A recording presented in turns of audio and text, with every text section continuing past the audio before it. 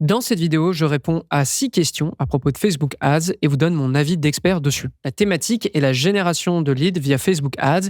Et pour vous donner juste un petit peu de contexte, je vais répondre à des questions types qu'on me pose dans la J7 Academy, qui est notre écosystème de formation. La plupart des membres de cette académie sont des média buyers freelance ou des agences comme vous. Et ils me posent tout un tas de questions de manière très libre sur un espace Slack. Donc si ça vous intéresse, le lien est dans les notes de l'émission. On démarre tout de suite. Ok, donc j'ai 6 questions qui ne concernent que le lead gen. On va démarrer tout de suite avec la première. Je travaille avec une entreprise qui ferme dans le mois où il n'y aura plus de commerciaux dispo.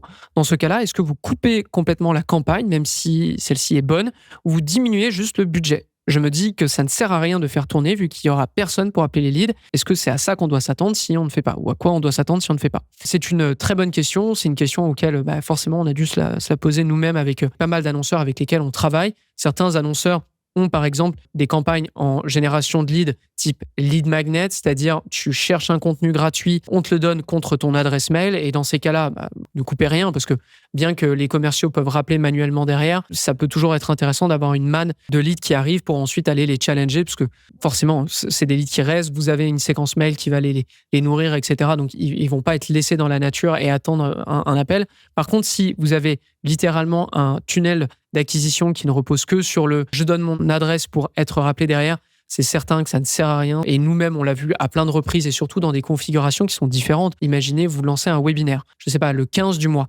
Lancer, par exemple, sa campagne le 1er du mois est absolument inutile parce que la personne qui s'inscrit va devoir attendre quasiment 15 jours pour atteindre le webinaire et 9 chances sur 10 que cette personne ne se connecte pas parce que toute l'attente a juste disparu et elle viendra juste pas. Okay, donc, c'est exactement la même chose pour des leads commerciaux.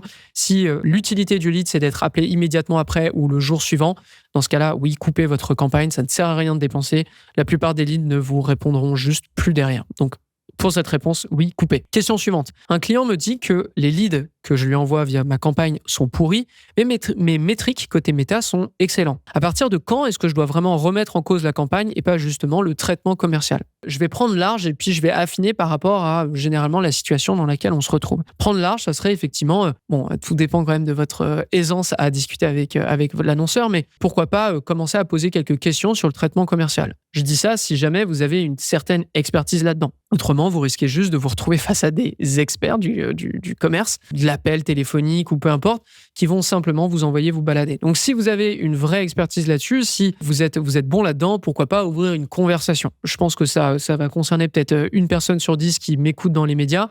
Pourquoi pas ? Vous, par contre, vous êtes responsable de Facebook Ads, donc vous êtes obligé de gérer avec cette situation.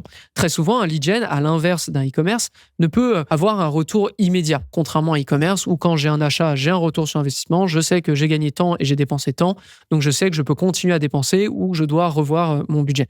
Forcément, vous êtes un peu tributaire, enfin pas tributaire, mais vous devez faire avec les retours de l'annonceur ou même de son service commercial. Et à plein de reprises, je peux vous l'assurer, malgré le fait qu'on ait eu des bons coups par lead, des publicités qui cartonnent, on l'envoyait sans le savoir, jusqu'au moment où l'annonceur nous l'a fait savoir, évidemment, que les leads qu'on envoyait étaient de mauvaise qualité. Et c'est pas parce que vous avez un taux de clic qui est bon et un coût par lead qui est bon que les leads sont forcément fameux. Je peux même l'observer, moi, avec J7 Media sur mes propres campagnes. Pas parce que je respecte mon coût par lead que les leads sont prêts à devenir des clients d'agence, loin de là, vous pouvez vous en douter. Donc là, vous n'avez pas bien le choix, en fait.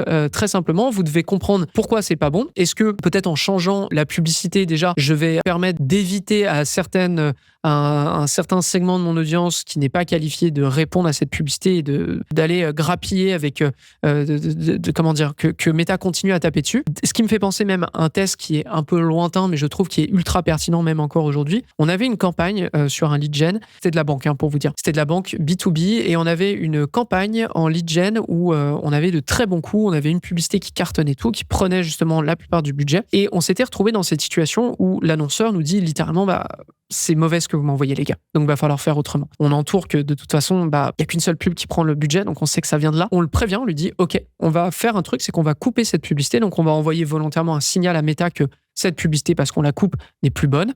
Donc tu vas devoir retravailler ton apprentissage, Mais nous, ce qui va se passer, forcément, on le sait, c'est qu'il risque d'y avoir une hausse du coût par lead dans un premier temps, que ce soit la première semaine ou au moins les premiers jours, mais c'est certain. Parce que Meta a tellement construit autour que couper cette pub, c'est l'entraver en quelque sorte à dépenser ailleurs et potentiellement sur des publicités qui sont pas bonnes dans l'immédiat. Bon, c'est évidemment ce qui s'est passé, mais on l'a prévenu en avance, l'annonceur, on lui a dit, il va y avoir un coût par lead qui va pas respecter ce qu'on s'est dit au début, mais on va voir ensuite, par la suite, sur les semaines à venir, est-ce que la qualité s'est améliorée. Et le simple fait, justement, de l'avoir coupé, a poussé Meta à changer son fusil d'épaule. Nous, ça nous a sauvés aussi en termes de qualité. C'est ce qui s'est passé rapidement. Et en plus, le fait d'avoir parlé avec l'annonceur en lui disant « on va faire ça, attends-toi à ce qu'au moins sur la première semaine, il y a des changements de CPL », eh bien, l'annonceur n'est pas arrivé derrière en nous disant « mais qu'est-ce que vous avez fait ? Je comprends pas. Déjà, vous m'envoyez des trucs qui sont pas bons et en plus, ça coûte plus cher. » On l'a prévenu, donc on s'est bétonné. Et ça a bien fonctionné dans l'immédiat. Donc, ma réponse plus globale à cette question, c'est que vu que vous êtes en lead gen, vous êtes obligé de faire avec ça, à moins que vous soyez Jordan Belfort ou en tout cas quelqu'un qui est très très très très fort en vente et que vous puissiez réellement challenger l'annonceur s'il veut bien l'entendre. Je vous invite à vous focus sur ce que vous maîtrisez, Facebook Ads, donc ça peut être le lead, enfin ça peut être la campagne, ça peut être les créatifs et puis accessoirement ça peut être aussi le tunnel de vente et l'offre. Certaines offres vont être trop larges et vont grappiller trop de monde et du coup va falloir adapter, va falloir peut-être rallonger le tunnel de vente, le rendre plus complexe pour être certain d'avoir des leads qui sont vraiment super motivés à travailler avec vous ou proposer autre chose, une autre approche. Question suivante. Que faire quand le client ne remonte aucune donnée CRM du style taux de contact, de RDV, de vente?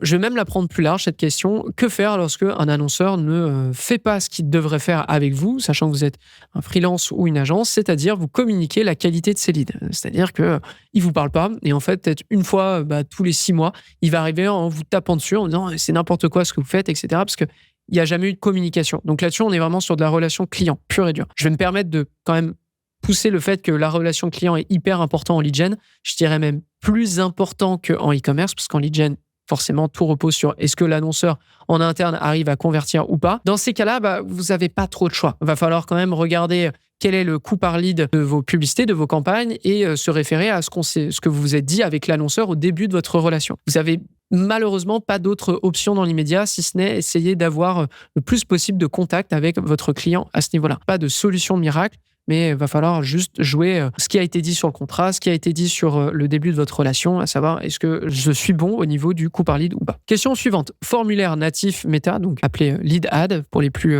vieux sur la plateforme, ou landing page plus formulaire. Dans quel cas privilégier l'un ou l'autre et comment trancher quand le CPL est plus bas en natif mais la qualité semble meilleure sur la landing page? Première question, du coup, j'ai une offre à placer. Est-ce que je lance ça en lead ad ou est-ce que je lance ça en landing page? Première réponse à ce niveau-là. Ce qui est certain, c'est que la lead ad, je vais l'appeler lead ad à partir de maintenant, mais dans lead ad, vous comprenez que c'est le formulaire natif à Meta. La lead ad a évidemment un très très gros avantage qui est le temps d'exécution. C'est-à-dire, j'ai pas besoin de créer une landing page, j'ai pas besoin de créer des connexions avec, je sais pas, nous par exemple, on utilise beaucoup Unbounce pour faire nos pages opt-in. J'ai pas besoin de connecter beaucoup de choses. Là, je veux juste savoir si mon offre, elle fonctionne. La lead ad, c'est parfait. En vérité, la lead ad, c'est absolument parfait. Est-ce que là, tout de suite, en testant cette offre, j'ai de la réaction sur mes pubs et accessoirement, j'ai des coûts par lead qui sont intéressants? Je trouve que la lead ad est absolument parfaite là-dessus pour savoir très rapidement, parce qu'on s'enlève le temps de production d'une landing page, notamment avec l'IA, vous êtes capable, vous êtes en mesure de créer assez rapidement, je trouve, mais tout ce qui va être le côté créatif, visuel, etc., c'est peut-être un peu plus complexe. Ça va être très cool pour tester rapidement. Mais je vous dis quand même, 99% des annonceurs lead gen avec lesquels on ne bosse évidemment pas en lead ad, on bosse en landing page plus formulaire, parce que oui, on observe que la qualité est quand même bien meilleure, même si évidemment, forcément, qui dit qualité meilleure dit coût plus cher. Ma réponse là-dessus, c'est qu'on ira toujours chercher et ça se négocie ou ça s'explique et ça se comprend beaucoup mieux pour un annonceur qu'on priorise un funnel ou un tunnel d'acquisition qui a un taux de conversion, je dirais, plus élevé, mais surtout avec des leads qui sont plus qualifiés. Un annonceur comprendra très facilement, je trouve, que vous lui disiez, écoute, oui, très bien, là, ça coûte pas cher, mais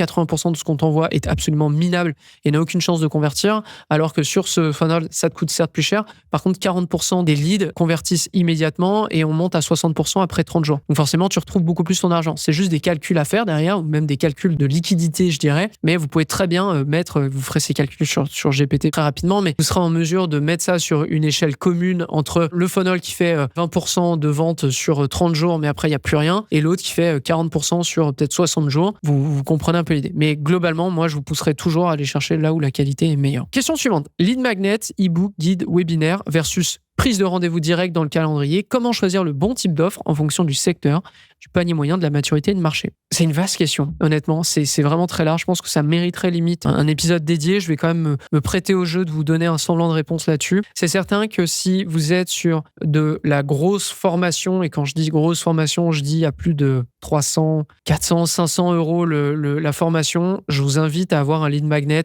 gratuit avant. Pourquoi? Parce qu'on dépasse l'achat spontané. Vaut mieux acquérir le lead et qu'il soit dans votre écosystème et lui montrer hors de tout doute que vous êtes la meilleure personne pour qu'il se forme là-dedans ou qu'il fasse appel à vos services là-dedans. Par contre, imaginons, parce que je sais que beaucoup de membres dans l'académie bossent pour ce genre d'annonceurs, imaginons vous êtes un réparateur, vous êtes quelqu'un qui refait une toiture, vous êtes sur des services qui sont quand même importants, immédiats, il faut le faire tout de suite. Bon, là, je pense que le côté lead magnet est peut-être moins intéressant. Pourquoi pas partir sur de la prise de rendez-vous direct. Donc en fait, faut un peu se poser la question de est-ce que ma prestation est chère? Est-ce que ma prestation est nécessaire immédiatement ou pas, ou dans les 7 jours à venir ou pas? Dans ce cas-là, effectivement, une prise de rendez-vous direct peut être intéressante. Attention, un lead magnet du style e-book, guide, webinaire, lorsque la personne s'inscrit à ça, derrière, sur la page de remerciement, vous pouvez tout de suite lui proposer une prise de rendez-vous direct, parce que vous avez probablement quelqu'un qui est quand même très intéressé là-dessus. Donc les deux leviers, selon moi, à prendre en compte, là, spontanément, ça serait pour moi le prix, effectivement, de votre prestation. Est-ce que c'est quelque chose de spontané, quitte à même pas faire de lead magnet, mais d'envoyer directement sur une page de paiement ou de prise de rendez-vous? Donc ça pourrait être le premier point. Et si c'est plus cher que ce que pourrait faire un achat spontané, bon bah là, dans ces cas-là, regardez, est-ce que la personne en a besoin immédiatement parce que c'est un peu vital, parce qu'elle vit là-dedans, ou il lui faut absolument que ce soit réglé rapidement. Bon, bah dans ces cas-là, prise de rendez-vous direct. Autrement, moi, je partirais plutôt sur un lead magnet parce que j'ai besoin que la personne, elle rentre dans mon écosystème, qu'elle consomme mon contenu et qu'elle ait confiance en moi pour faire appel à moi derrière. Dernière question. Mon client a 3 offres différentes. Il fait du coaching, de la formation, du consulting et veut tout pousser en même temps. Comment prioriser les tunnels, répartir le budget, décider quelle offre mérite un funnel dédié. Je ne vais pas me placer en tant qu'annonceur, ici, je vais me placer en tant qu'agence et vous donner un petit conseil. Bon, évidemment, on va regarder l'historique. Généralement, on fait toujours un audit, on essaie de voir qu'est-ce qui fonctionne dans l'immédiat, qu'est-ce qui fonctionne très bien en acquisition, qu'est-ce qui fonctionne pas. Je vais vous donner un petit conseil d'agence. Imaginons que vous ayez le choix, par exemple, entre vendre une formation et vendre du consulting, ce qui prend beaucoup plus de temps, ce qui prend peut-être un lead magnet, etc., etc. Je pense que je me tournerais peut-être plus rapidement vers de la vente de formation, surtout si ça respecte le côté on a un prix qui est propice à l'achat spontané. Pourquoi? Parce que, imaginons, je vends un consulting, mais ce consulting, il est quand même très cher et ça peut prendre plusieurs jours, voire même plusieurs mois avant que la personne se décide. Bon, bah du coup, ça veut dire que la personne doit rentrer dans mon écosystème et que je dois payer pendant longtemps avant qu'elle convertisse. Un annonceur, s'il n'a pas une agence à payer ou un freelance à payer, dans ces cas-là, il y a de grandes chances qu'il soit OK pour le faire lui-même. Par contre, s'il y a ce frais en plus qui atterrit, bah, il va se dire OK, donc ça va mettre peut-être plus d'1 mois avant qu'il y ait les premiers consultings ou les premiers vrais clients qui tombent à ce niveau-là. Je pense qu'il va rapidement vous challenger très vite et vous mettre une pression très rapidement. Alors que si vous avez un tunnel de vente qui apporte de l'argent immédiatement ou sous 7 jours, je pense que vous aurez plus d'aisance derrière, plus de liberté derrière pour travailler d'autres funnels. Ça, c'est disons un petit conseil vraiment agence et situation de prestataire de service que je peux vous donner si vous travaillez avec un annonceur. Ensuite, globalement, vu que c'est une question quand même super large, je vais plutôt me baser sur ce que j'observe dans l'immédiat chez l'annonceur, et s'il n'y a absolument pas d'historique, c'est se dire logiquement, purement marketingment parlant, quel est le funnel sur lequel j'ai le plus de chances de convertir sur de l'acquisition et le plus rapidement possible. Imaginons, je vais travailler avec un infopreneur ou un annonceur qui a un très gros branding, c'est-à-dire tout le monde sait qui c'est, on n'a pas besoin de faire savoir qu'il sait faire ça, qu'il a de l'autorité, qu'il a d'anciens... Non, on le connaît très bien. Bon, dans ces cas-là, ça ne me dérangera pas d'aller sur des éléments qui sont peut-être plus techniques, qui sont peut-être plus durs à vendre parce que la personne a du branding. Si à l'inverse, cette personne n'a absolument pas de branding, j'irai sur un service qui est très facile à vendre, qui est le moins cher de tous peut-être, pour commencer déjà à initier du lead gen autour de ce service, quitte à ce que les leads derrière achètent peut-être autre chose. Mais globalement, je prioriserais le funnel le plus simple à vendre. Accessoirement aussi, et pour l'avoir vécu dans l'académie, c'est-à-dire on avait un nouveau membre qui démarrait toute son acquisition, qui était un infopreneur notamment dans le sport. Il faisait très souvent cette erreur, et je lui en parlais, c'est qu'il essayait d'en dire trop sur ses landing pages, sur ses tunnels. Il essayait de mentionner le fait qu'il vend trop de trucs différents. Et donc ça, c'était littéralement un problème sur sa page parce qu'on se retrouvait à savoir qu'il fait ça, mais aussi il fait ça, etc. Vous allez perdre du monde. Avoir un funnel qui est dédié par ligne de service, c'est vraiment le meilleur conseil que je pourrais vous donner pour clôturer cette question, parce que si la personne, elle arrive, elle sait pourquoi elle continue d'avancer. C'est pour potentiellement passer à l'action sur ce service. Voilà, globalement, ça serait ma réponse. Je sais qu'elle mériterait plus d'historique, elle mériterait peut-être plus de développement, mais là, dans l'immédiat, pour vous donner une réponse, voici ce que je vous dirais. C'est tout pour cet épisode. Je le rappelle, mais vous pouvez m'en poser autant des questions comme ça dans la J7 Academy via le Slack. Donc, je vous le rappelle, j7academy.com ou dans les notes de l'émission si ça vous intéresse. Ou sinon, vous pouvez me poser autant de questions que vous voulez dans les commentaires de cette vidéo pour ceux qui me regardent en YouTube ou que ce soit dans les autres vidéos. Je sélectionnerai quelques questions et je ferai un épisode de ce style chaque mois si possible, en centralisant sur une thématique pour qu'on sache tout de suite si c'est pertinent pour vous ou pas de regarder la vidéo. C'est tout pour ce No Pay No Play. Merci de m'avoir suivi et je vous donne rendez-vous lundi prochain pour un prochain No Pay No Play. À très vite tout le monde.